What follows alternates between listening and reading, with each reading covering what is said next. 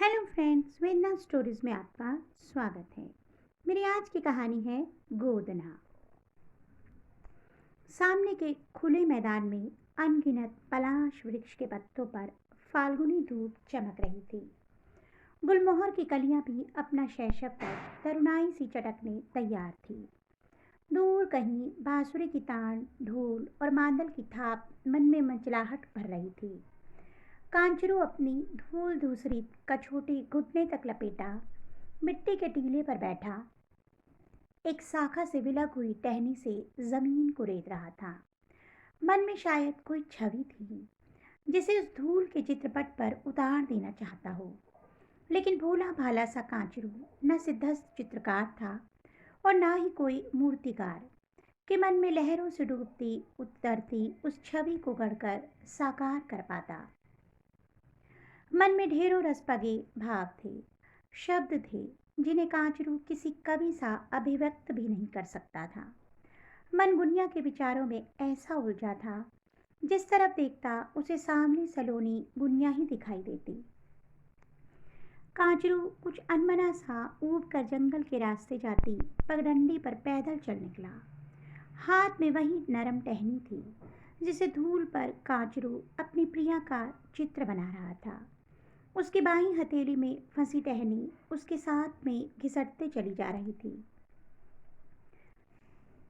उसकी बाईं हथेली में फंसी टहनी के साथ मानो उसके विचार भी साथ ही खिसकते चले जा रहे थे। गुनिया से कांचरू का बंधन तरुणाई का हो, ऐसा नहीं था। एक ही आदिवासी संस्कृति में दोनों संग संग पले बड़े हुए थे।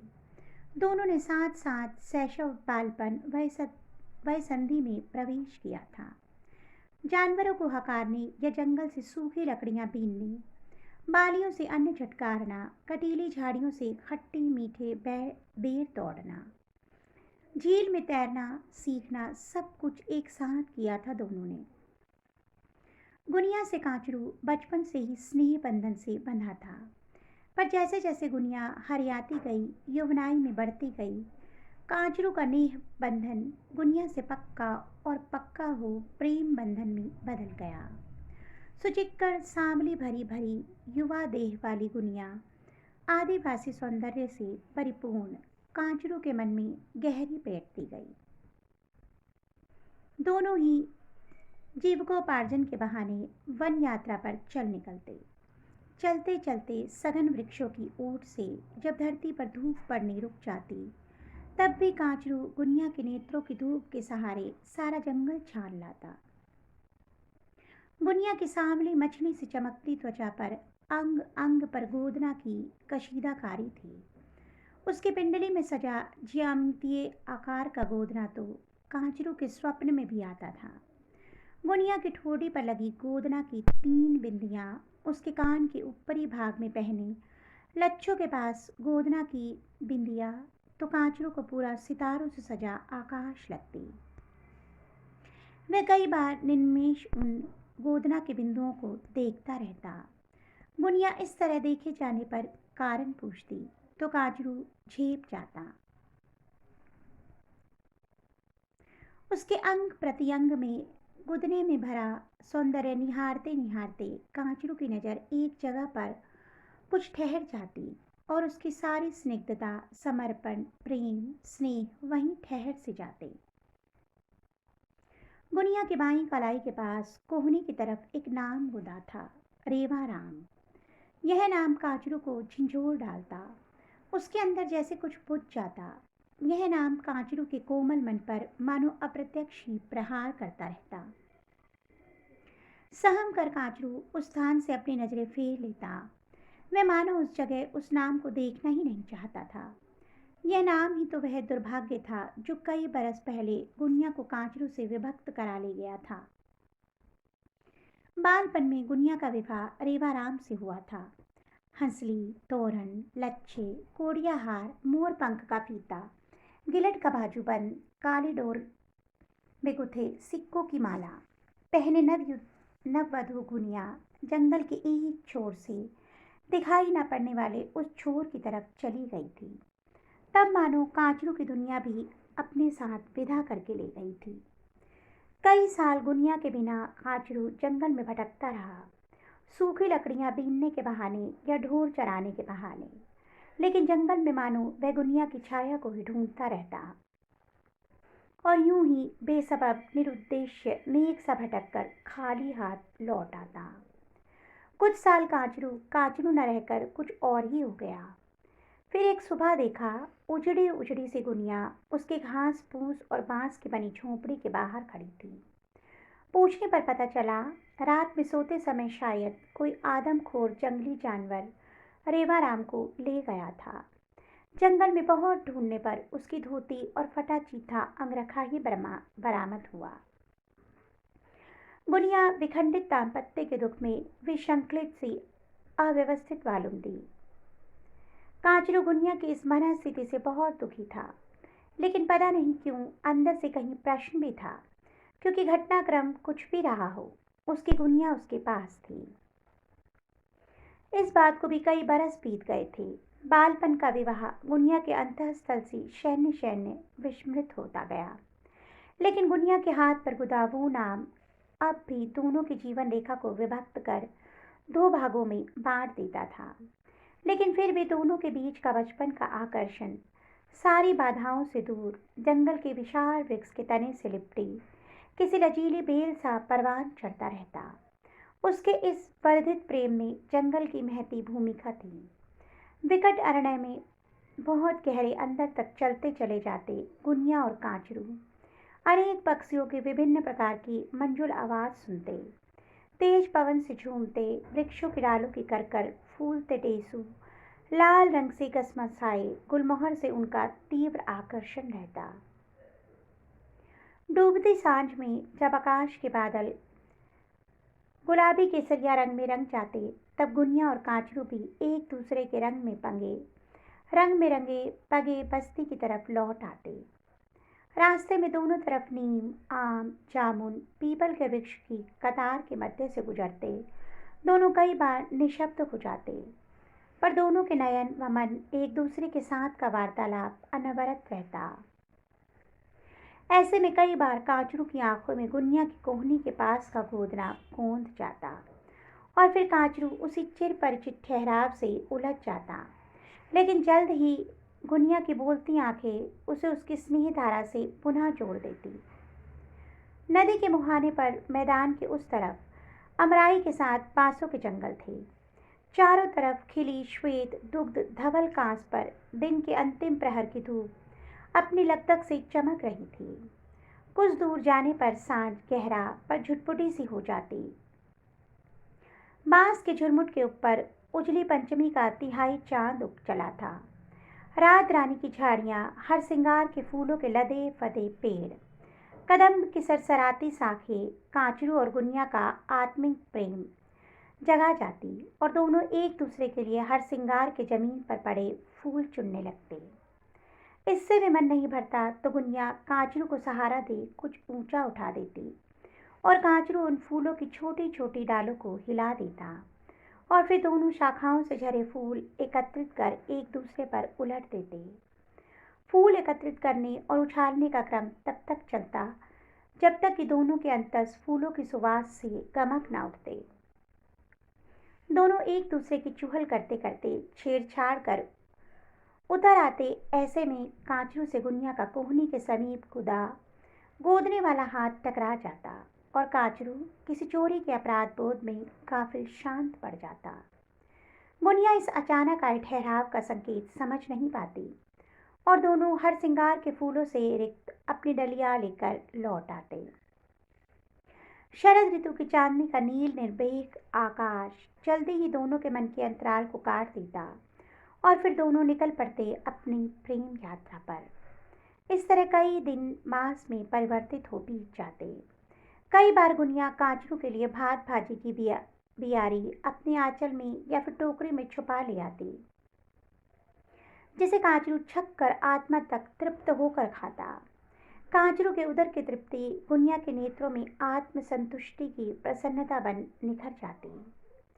वैवाहिक संबंधों में अपेक्षाकृत उदार मनोवृत्ति रखने वाले आदिवासी ने कभी भी काचरू और गुनिया के इस मेल जोल पर कोई आपत्ति नहीं जताई, जंगल के नियम से बंधे स्वतंत्र जीव जंतुओं की तरह मानव संबंधों में भी स्वतंत्रता का समावेश इस आदि ग्रामीण जीवन की अपनी विशेषता थी। शायद यही कारण था कि कांचुर और गुनिया के रिश्ते की प्रगाढ़ता कभी भी किसी की आपत्ति का विषय नहीं रही। जंगल में ऋतु कोई भी हो, सबका प्रभाव अपनी विशेषता के साथ पूरे जंगल पर पसरा रहता। जंगल में पछुआ हवाएं जब प्रवेश करने लगती, तब प्रकृति अपना शीतल बाना उतार फूलों के रंगों में रंग बसंती होती। यत्र तत्र सर्वत्र मानो रंगीन फूलों की कतारें रूक्ष से रूक्ष मन को भी रंगों से पाक देती। पलाश के वृक्षों पर झूमती फूलों की टहनियां मानो अनहद नाद बजाकर सर्वत्र रंग और प्रेम का मंत्रण देती जान पड़ती। दूर से आती आदिवासी स्त्रियों के संवेद स्वरों की बरम देव दूल्हा देव की स्तुतियां मन में भक्ति के साथ एक रसीली मचलाहट भी बढ़ जाती। समग्र वातावरण मानो किसी अनदेखे अतिथि का स्वागत करता जान पड़ता। और यह अतिथि कोई और नहीं, फागुन का महीना ही होता। चहुं ओर फैले रंगों और पुष्पों की सुवास से मन की तरुणाई मानो अंगड़ाई ले जागृत हो जाती। इस बार के पलास के वृक्ष की सुंदरी फूल की बोड़ियां गुनिया और कांचरों के हृदय में प्रेम स्मृति की मृदु भावना बनके प्रस्फुटित होने लगी। भागुरिया भी समीप ही था। दोनों ही युवा अब अपने इस प्रागढ़ संबंध पर अपने समाज व परिवार की स्वीकृति चाहते थे। उस दिन सरोवर के नजदीक वाले टीले पर वार्तालाप करते गुनिया और कांचरू अपने अपने अप्रत्यक्ष प्रेम को आप सार्वजनिक करके दंपत्ति के रूप में बरमदेव व दूल्हादेव की आशीष से चाहते थे। बहुत देर की चुप्पी को गुनिया ने तोड़ा। क्यों रे कांचरू, होंठ रचाने वाला बीड़ा बनाएगा मेरे लिए?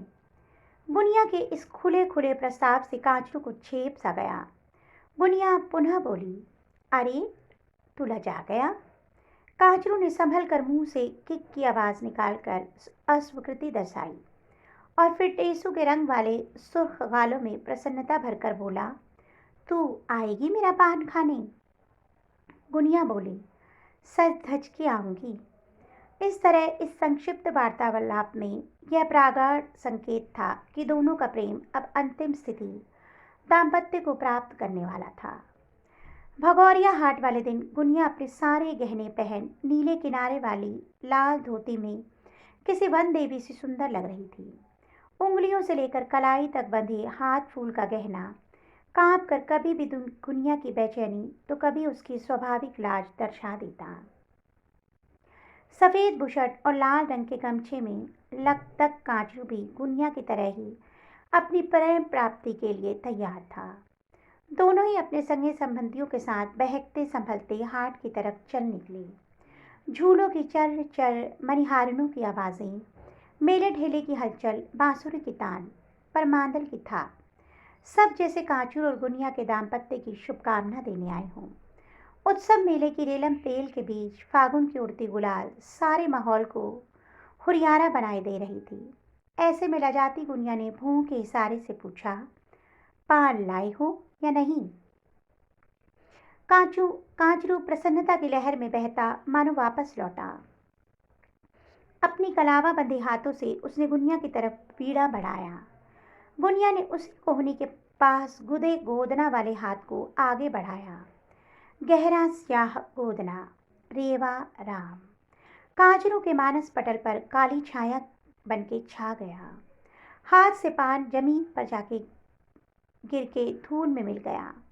हतप्रभ आवाक गुनिया के हाथों की चूड़ियां ठिठक गई। अनमयस्क कांचरू जब कुछ कर न सका तो उठकर जंगल की तरफ पलायन कर गया। सारे नाते रिश्तेदारों में चर्चाओं के स्वर स्पष्ट होने लगे। गुनिया अपनी संवरती दुनिया उजड़ती देख बिना किसी के सवाल का जवाब दे कांचरू की दिशा में जंगल की तरफ भागी। देखा, नदी के कच्चे घाट पर बैठा कांचरू नयनों से अश्रुजल बहा रहा था। लाल धोती और गहनों में सजी धजी गुनिया कांचरू की पीठ के पीछे बैठ गई। गुनिया को अपने पीछे पा कांचरू पास ही पड़े पत्थर नदी में निरुद्देश्य फेंकने लगा। गुनिया ने प्रश्न किया, क्या हुआ रे कांचरू? कांचरू ने संक्षिप्त जवाब दिया। गुनिया के हाथ में साज के पत्ते थे। उसने आगे जाकर कांचरू के हाथ में थमा दिए और बोली, एक बात का जवाब दे दे कांचरू, फिर मैं चली जाऊंगी। हाथ में साज वृक्ष के पत्ते थे जिन्हें हाथ में लेकर असत्य नहीं बोला जा सकता। पत्ते हाथ में लिए कांचरू ने नम आंखों से गुनिया को देखा। गुनिया बोली, तू मेरे साथ अपनी झोपड़ी बनाना चाहता है या नहीं? तू मेरे साथ उम्र भर के बंधन में बंधना चाहता है या नहीं? कांचरू ने हाथ के साज के वृक्ष के पत्तों का मजबूती से थाम लिया और बोला, हाँ। गुनिया उत्तर सुनकर विहल उठी। तो फिर मेले से क्यों भाग आया? वहीं पास के पीपल के वृक्ष पर खूंच पक्षी ने कीकना शुरू कर दिया, मानो वह भी कांचरू के इस कृत्य से नाराज था। कांचरू ने आगे बढ़कर गुनिया की कलाई थाम ली और गोदना पर उंगली फिराता हुआ बोला, तेरा यह गोदना मुझे बहुत परेशान करता है। गुनिया बोली, तो? कांचरू सांस भर के बोला, जाने क्यों तेरा यह गोदना मुझे बताता है कि तू मेरी नहीं है, मेरे लिए बनी ही नहीं है।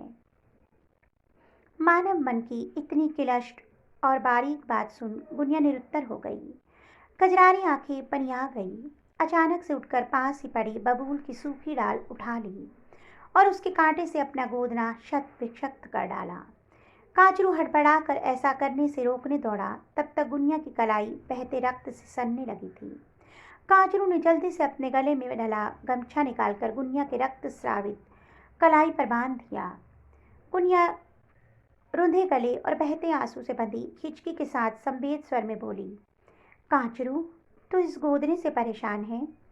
अरे यह तो सिर्फ ऊपरी खाल पर बसा खुदा है, और तू और तेरा नाम तो मेरे मन के कहीं अंदर, कहीं भीतर तक कभी न मिटने वाले गुदने की तरह गुदा हुआ है।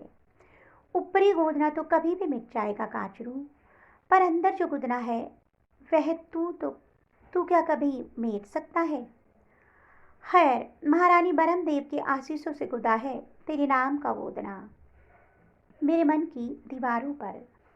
लेकिन तुझे विश्वास नहीं तो जाने दे, मेरा क्या है, पहले भी जी गई थी, अब भी जी जाऊंगी। यह कहते कहते उसके हाथ के लच्छे खनक उठे। आंखों की नमी आंचल से पोंछती वह टीले से उठकर जाने लगी।